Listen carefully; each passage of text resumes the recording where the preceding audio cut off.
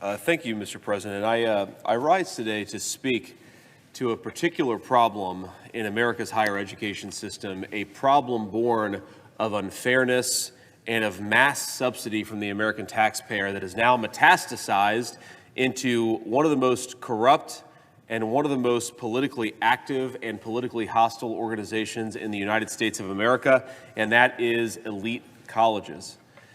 A lot of us have watched, not just since the October 7th attacks on Israel, but for over a decade, as America's colleges seem less and less interested in education and more interested in teaching things like racial hatred and various forms of far-left ideology. And a lot of us have asked ourselves, how is this possible? How is it that universities that should be responsive to the public will, responsive to their donors and alumni, responsive to their students, how is it that they can go so far, so fast without any pushback? And the answer, my fellow Americans, Mr. President, is university endowments, which have grown incredibly large on the backs of subsidies from the taxpayers, and they have made these universities completely independent of any political, financial, or other pressure, and that is why the university system in this country has gone so insane. At just 3 universities, Mr. President, Harvard, MIT, and Penn, the endowments are approaching $100 billion. That is as large as some of the largest hedge funds in America. In fact, Harvard, Penn, Yale, many of our Ivy League institutions and others beyond that are little more than hedge funds with universities attached to them as pretend. This must stop. It must stop because it has enabled political insanity. It must stop because it has burdened an entire generation of Americans with over $1 trillion of student debt. Student debt relief that many of my friends on the other side would like plumbers in Ohio to pay for, but I think if the universities caused the problem, Mr. President, they ought to pay for it. And if they paid for it, if they didn't have these massive endowments subsidized by taxpayers, then maybe they would be a little bit more responsive to the public will in the process. I have advanced legislation that would do something very simple. Take the hundreds of billions of dollars in large university endowments, not even all university endowments, just the largest university endowments, and apply a tax to them.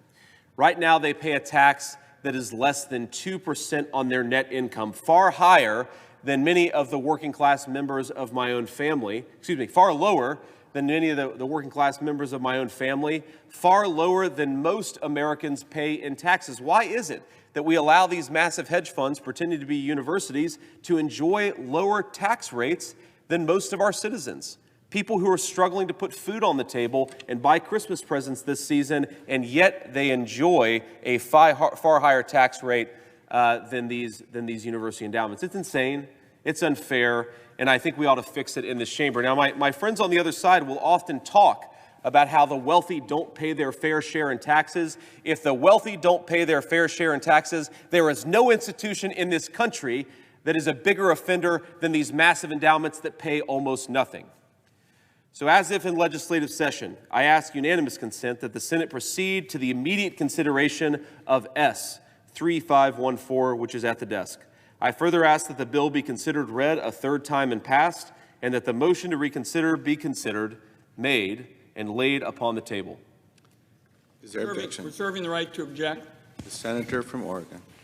Mr. President, we hear often about this matter of taxing college endowments, that somehow this is going to address college affordability, make the tax code, more fair. And I'm the chairman of the Senate Finance Committee, and I gather that my colleague has just introduced this legislation maybe as recently as today, and I think it's appropriate that before we start making tax policy on the floor of the United States Senate, we have a chance to actually have the Senate look at some of the details. For example, if we're going to talk about tax fairness, I'll just say to the senator from Ohio, I welcome that. I'm the author of the bill to say that billionaires who now, under the current tax code, can go for years and years paying little or no taxes I'm the author of the proposal that would change it. All you got to do is change 3 words: buy, borrow, and die. That's how they do it. Buy, borrow, die, pay little or nothing for years on end.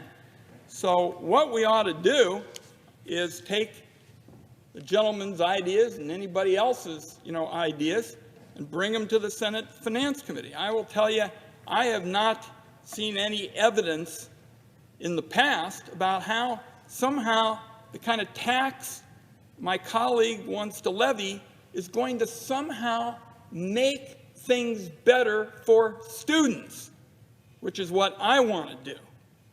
So this tax legislation has not been considered by the Senate, Finance Committee. That's the correct place to hold a robust discussion about fairness and affordability. And for that reason, Mr. President, I object. Objection is heard.